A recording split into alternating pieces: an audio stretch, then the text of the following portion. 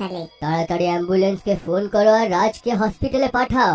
Police বেলুনওয়ালার দিকে বন্দুক চালায়।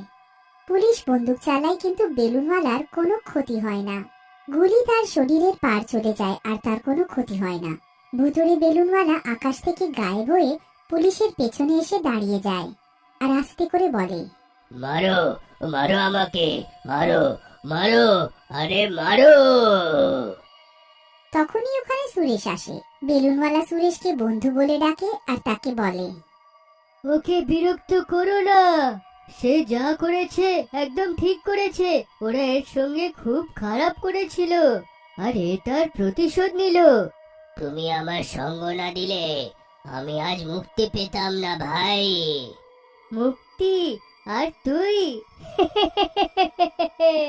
আর সে একটা রহস্যময়ী আজব হাসি হাসতে লাগে। পুলিশ কিছু বুঝতে পারে না। তারা